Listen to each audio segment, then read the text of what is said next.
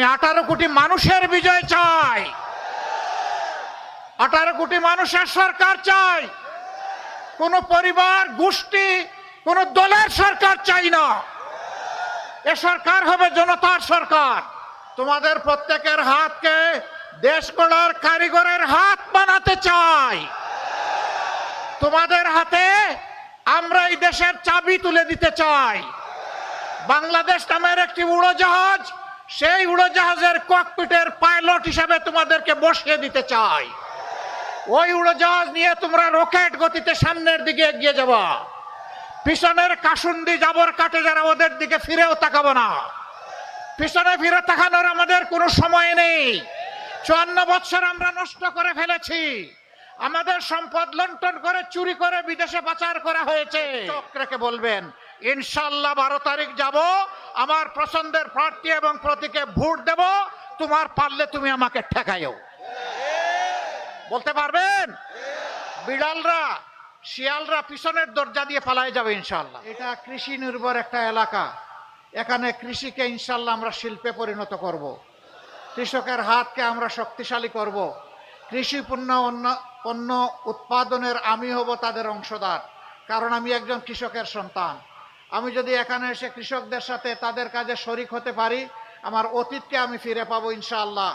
এবং আমি কথা দিয়ে যাচ্ছি যে কৃষকদেরকে সম্মানিত করা হবে তাদের উৎপাদনে, তাদের ন্যায্য বিক্রি মূল্য পাওয়ার ক্ষেত্রে। এমনকি প্রয়োজনে কৃষি পণ্য উৎপাদন হওয়ার পর সেটা সংরক্ষণেরও আমরা ব্যবস্থা এখানে গড়ে তুলব ইনশাআল্লাহ, যাতে কৃষি একটা শিল্পে পরিণত হয়।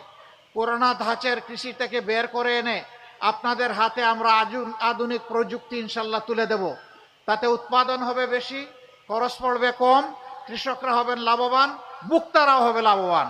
আমাদের দেশ হবে খাদ্য স্বয়ংসম্পূর্ণ। আমরা আমাদের দেশকে সেভাবেই গড়ে তুলতে চাই।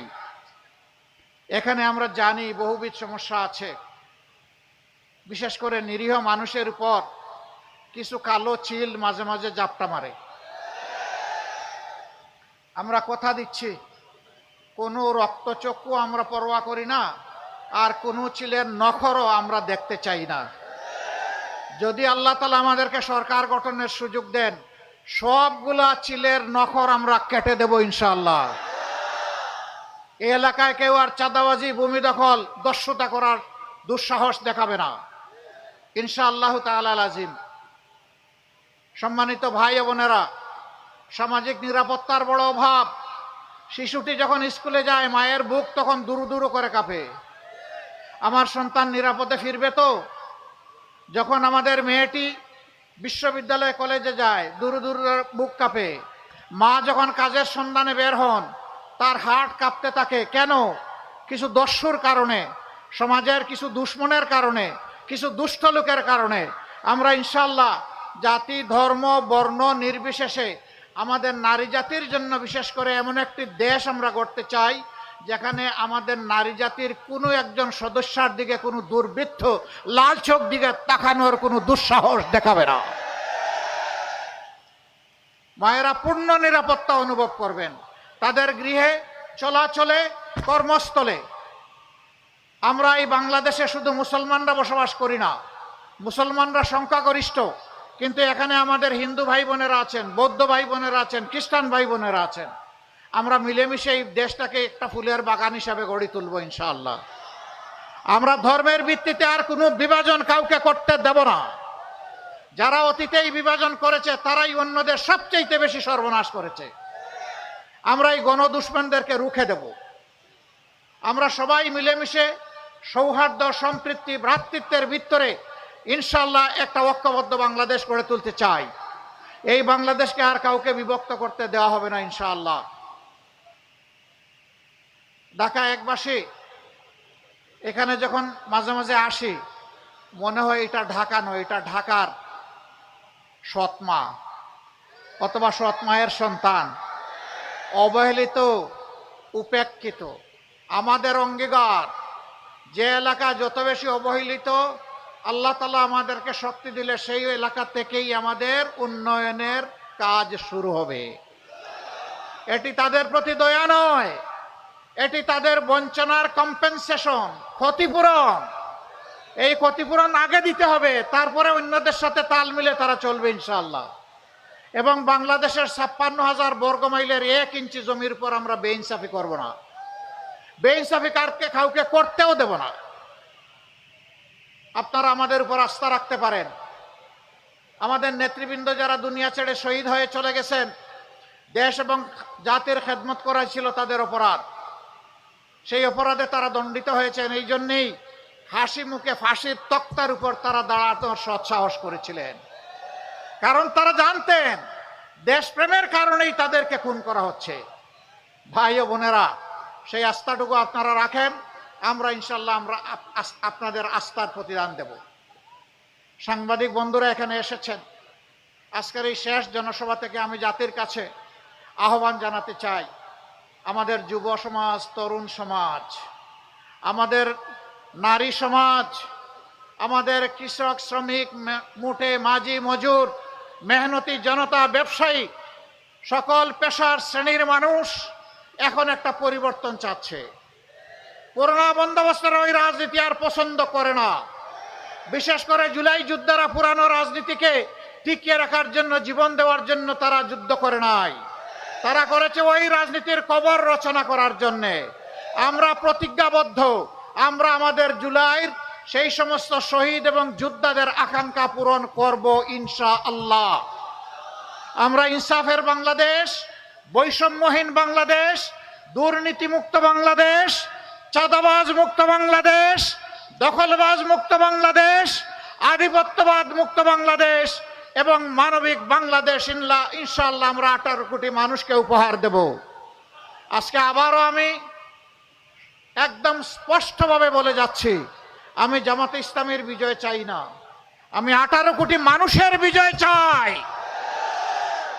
18 কোটি মানুষের সরকার চাই, কোন পরিবার, গোষ্ঠী, কোন দলের সরকার চাই না। এ সরকার হবে জনতার সরকার। এই জন্য আমরা আমাদের নির্বাচনী ইশতেহার তৈরি করেছি জনতার মতামত নিয়ে।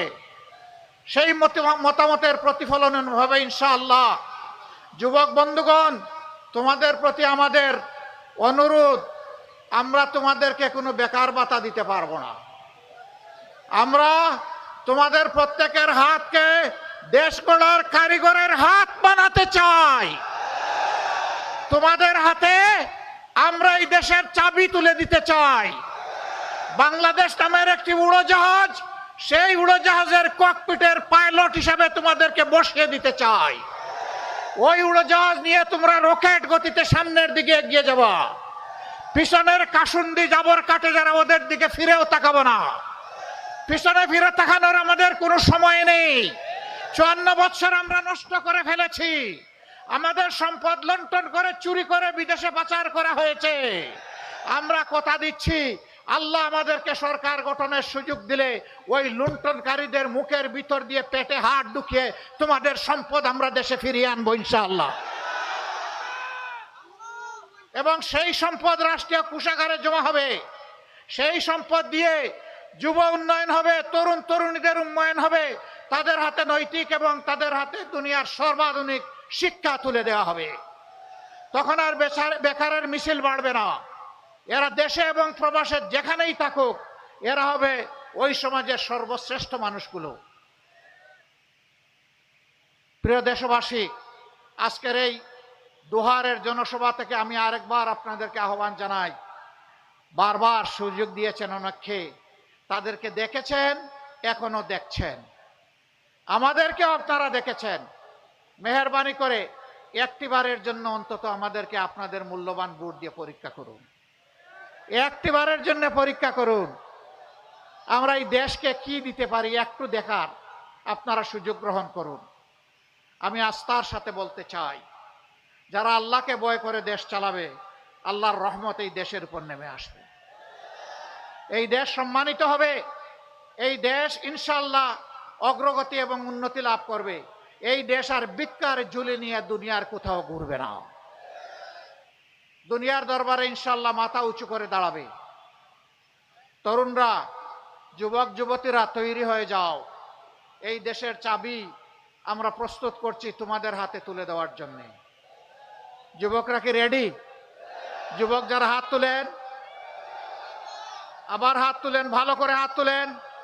প্রস্তুত দেশের দায়িত্ব নেওয়ার জন্য? ইনশাল্লাহ আমরা দেওয়ার জন্য প্রস্তুত। আমরা তারুণ্যের বাংলাদেশ গড়তে চাই, আমরা নতুন বাংলাদেশ গড়তে চাই, আমরা পরিবর্তনের পক্ষে স্লোগান দিতে চাই, আমরা সাফ জানিয়ে দিতে চাই আমরা ভাঙবো কিন্তু মদ খাবো না, আমরা আর কোনো আধিপত্যবাদ মেনে নেব না। আমি পরিষ্কার বলে দিচ্ছি, বিভিন্ন ধর্মীয় সম্প্রদায়ের ভাই বোনদের উপর যারা অতীতে অত্যাচার করেছেন তাদের দিন শেষ, এদিন আর ফিরে আসবে না। আমাদের এই ভাই বোনকে আমরা বুকে রেখে বুকে ধারণ করে বাংলাদেশ গড়বো ইনশাআল্লাহ। সবাই ভালো থাকবেন, আমাদের জন্য দোয়া করবেন। আমরা কোনো অলিক ওয়াদা কাউকে দেই নাই, মিথ্যা দুকাবাজের ওয়াদা দেই নাই, যা পারবো না সেই রঙিন স্বপ্ন আমরা দেখাই নাই, যা বাস্তব তাই আমরা বলার চেষ্টা করেছি।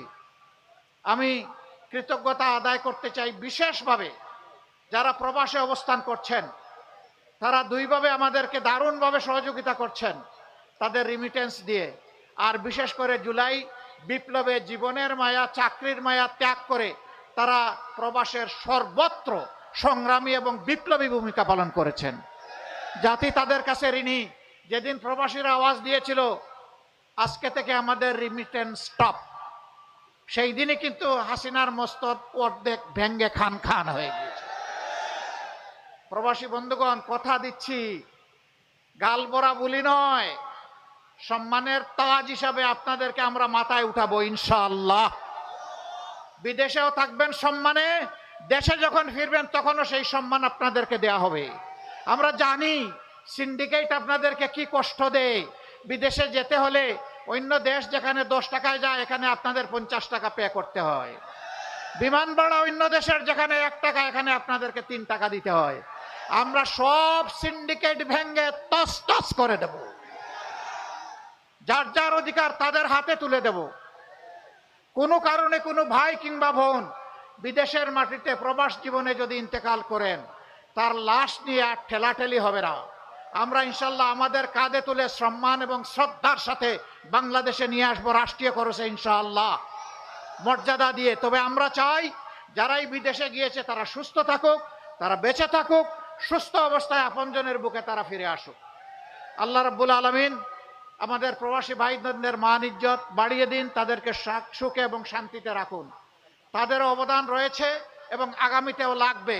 তাদের নিয়েই আমাদের সমস্ত পরিকল্পনা পূর্ণতা পাবে ইনশাআল্লাহ। নতুন বাংলাদেশ লাগবে, লাগবে না? এই নতুন বাংলাদেশ বুকে তুলে নেওয়ার জন্য হা ভোট। গণভোটে কি বলবেন? প্রথম ভোটটি হবে হা, দ্বিতীয় ভোটটি দাঁড়িপাল্লা ইনশাআল্লাহ। মনে থাকবে? সবাই মিলে আমি বলে দিচ্ছি, এখানে একটু শুনলাম কারা কারা একটু উস্কানি দিচ্ছেন, মাথা গরম করিয়েন না। এখন মাঘ মাস, মাঘ মাসে গরম হলে চৈত্র মাসে আউট হয়ে যাবে ব্রেন। ধৈর্য রাখেন, জনগণের উপর আস্থা রাখেন। জনগণের উপর আস্থা রাখার নাম হচ্ছে গণতন্ত্র। গণতন্ত্রের প্রতি সামান্য বিশ্বাস থাকলে অন্য কাউকে বিরক্ত করবেন না। মনে রাখবেন, কাউর খেয়ে কেউ এখন বাঁচে না। আমি আপনাদেরকে বলে দিচ্ছি, ওই রকম কোনো উস্কানি কেউ দিলে চোখে চোখ রেখে বলবেন ইনশাআল্লাহ 12 তারিখ যাব, আমার পছন্দের প্রার্থী এবং প্রতীকে ভোট দেব, তোমার পারলে তুমি আমাকে ঠেকাইও। বলতে পারবেন? বিড়ালরা শিয়ালরা পিছনের দরজা দিয়ে পালায় যাবে ইনশাআল্লাহ। আপনারা পারবেন, আমার বিশ্বাস ইনশাআল্লাহ। লিল্লাহি তাকবীর, লিল্লাহি তাকবীর, ইনকিলাব ইনকিলাব।